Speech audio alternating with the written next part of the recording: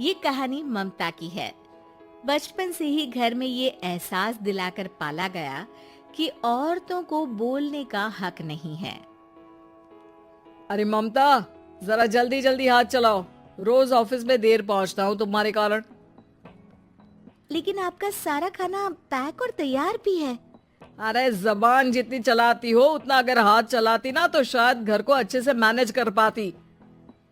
क्या मतलब है? क्या नहीं मिला आपको? मुझे मुझे कौन देगा? ममता भागकर पति को मोजे देती है। वो हर किसी का ख्याल रखती, लेकिन उसके घर में रोज का रोना लगा रहता। अरे माँ, आज स्कूल में टीचर ने मुझे फीस के लिए डांटा। माँ, मुझे अच्छा नहीं लगता कि स्कूल में फीस के पैसों के लिए मुझे कोई भी बात सुनाए। अरे पर बेटा, ये तो पापा करते हैं ना, सारा ऑनलाइन। मुझे तो इसकी जानकारी भी नहीं है। हाँ हाँ, बना लो बच्चों के सामने मुझे बुरा। अरे करता तो मैं ही हूँ, माना, लेकिन मुझे कोई सपना थोड़ी ना आएगा कि बच्चों की फीस जमा करनी है। अरे बताओगी तो तुम ही ना। ममता की अब ये आदत में शुमार हो चुका था। वो हमेशा हर बात के लिए खुद को ही दोषी मानती। एक दिन वो पड़ोस की दोस्त से कहती है, समझ नहीं आता यार, मैं इतनी डम कैसे हो सकती हूँ। बात तो सही भी है ना। अब पति बेचारा नौकरी करे, पैसे कमाए, या फिर ये देखे कि बच्चों की फीस का वक्त है। क्या करूँ यार। पता नहीं, मेरे पति तो सारा काम खुद ही करते हैं। वो तो कहते हैं कि तुम थक जाती होगी, सारा दिन घर बाहर बच्चे। तो अच्छा, ऐसे भी पति होते हैं क्या? अरे क्या बात कर रही है? भाई साहब कभी तुझे किसी बात के लिए सुनाते नहीं? किसने कहा नहीं सुनाते? अरे ये पति चीज ही ऐसी होती है कि बिना पत्नी को सुनाए उन्हें चैन की नींद कहाँ आती है। तो तू भी परेशान रहती होगी कि कैसे, क्या, कब भूल गई। अरे वो तो मुझे बस इस बात के लिए ताना देते हैं कि मैं वक्त पर खाना क्यों नहीं खाती या पार्लर जाकर अपनी साज सज्जा क्यों नहीं करवाती। पड़ोसन बोल ही रही होती है कि ममता के बेटे की आवाज आती है। अरे माँ, क्या हो गया? लग नहीं रहा कि आज आप मुझे पानी भी देगी। अरे कब से खाने के लिए वेट कर रहा हूँ। अरे यार, मैं चलती हूँ। बेटा खाने के लिए वेट कर रहा है, मैंने उसे खाना भी नहीं दिया। अरे 12वीं में पहुँच चुका है तुम्हारा बेटा, उसे बोलो खुद पानी लिया करे। मैंने तो अपने बच्चों को काम करना सिखाया है। अरे यार, खुद की भी तो कोई लाइफ है। माना जब नहीं कर सकते थे तो किया, लेकिन अब इतने बड़े बच्चों की हर बात मानेंगे तो मुश्किल तो अपने को ही होगी। ममता को पड़ोसन की बात में दम तो लगता है, लेकिन करे क्या, आदत भी तो खुद ही ने डाली थी। ममता घर जाती है कि तभी बेटी आ जाती है। माँ, परसों मुझे एक शादी में जाना है। तेरी वो जो लाल वाली साड़ी है ना, उसे दे देना। मैं आज जाकर टेलर को दे दूंगी, वो उस साड़ी से सूट बना देगा। अरे नहीं नहीं तारा, वो मेरी माँ ने मुझे दी थी और उस साड़ी से मेरी काफी भावनाएं जुड़ी हैं। तुमको ना मैं दूसरी साड़ी दे दूंगी। ओके, कोई बात नहीं, लेकिन आज दे ही देना पक्का। तारा माँ की साड़ी से सूट बनवाकर पार्टी में जाती है, लेकिन जब वो पार्टी से लौटती है, क्या है, मैं तो समझ ही नहीं पा रही हूँ। अरे जब वो साड़ी मांगी थी तो ये छल्ली सी साड़ी क्यों दे दी? मैं ही पागल थी जो इस साड़ी का सूट बनवा लिया मैंने। माँ, जानती भी हो कि कॉलेज में मेरी कितनी हंसी उड़ी। तभी वहाँ ममता का पति सुनील आ जाता है। अरे गवार औरत, जब बेटी साड़ी मांग रही थी तो दे देती ना। अरे पापा, इनके तो इमोशंस जुड़े थे उस साड़ी से। ममता इतने सब के बाद भी कुछ नहीं बोलती। मेरी बेटी की बेइज्जती हो गई। मैं बिल्कुल बर्दाश्त नहीं कर सकता ये। मैं नहीं चाहता कि मेरी बेटी से कोई भी ज्यादा सुंदर लगे पूरे कॉलेज में।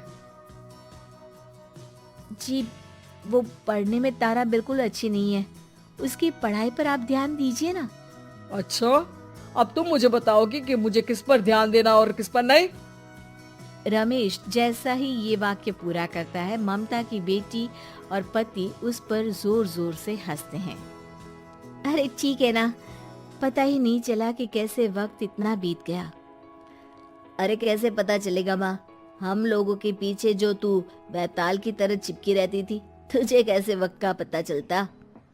ममता को पहले सास ससुर, फिर पति और बच्चों की तरफ से इस तरीके की बातें सुनकर उसका मन बहुत दुखी रहता था। एक दिन, सुनो ना, बहुत दिनों से कमर के नीचे बहुत दर्द रहता है।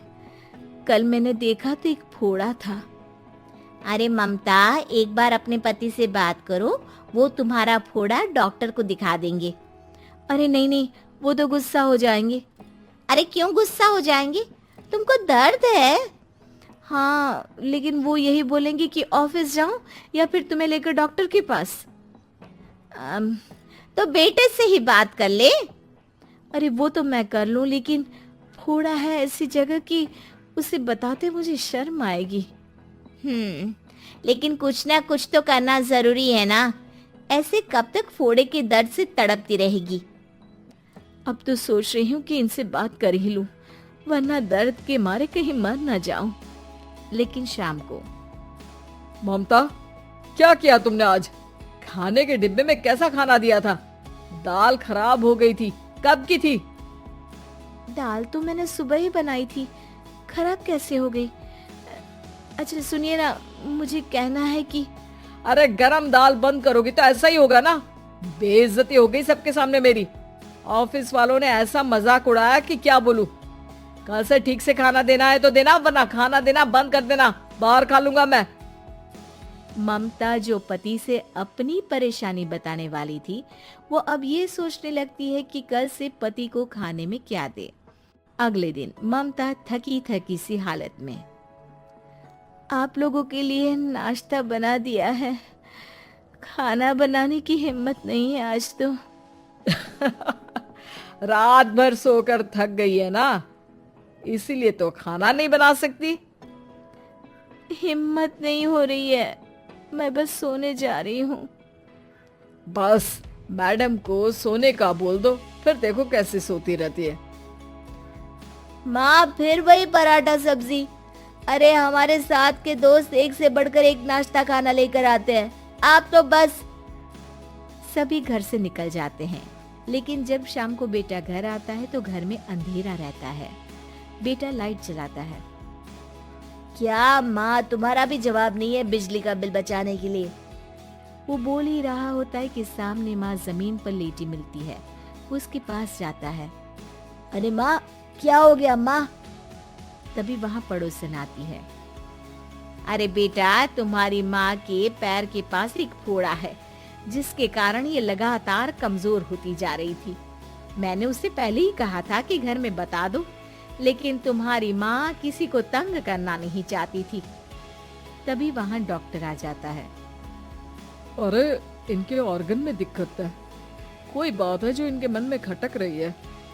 अरे नहीं नहीं, इसके मन में कोई बात नहीं है, कोई काम है नहीं ना इसके पास, सारा दिन बस घर में ही रहती है। देखिए, मैं तो ये नहीं जानता, लेकिन हाँ, इनके मन में हमेशा कोई बात रह जाती होगी, इसीलिए उनकी ये हालत है। अगर आप समय से नहीं ले आते तो हो सकता था कि। अरे नहीं नहीं डॉक्टर साहब, हम पूरी कोशिश करेंगे कि वो ठीक हो जाए। हम लोगों ने अपनी ही परेशानी माँ के सामने रखी, लेकिन किसी ने माँ की दिक्कत को जानने की कोशिश तक नहीं की। हाँ, मैंने भी ममता को हमेशा घरेलू जरूरत से ज्यादा काम का नहीं सोचा था। ममता को होश आता है और वो खुद को अपने बेडरूम में देखती है।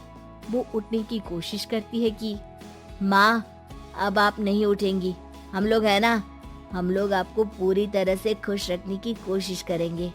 तो दोस्तों, अगर आपको ऐसी ही और भी मज़ेदार और चटपटी कहानियाँ सुननी हैं तो मेरे चैनल को अभी सब्सक्राइब कर लो।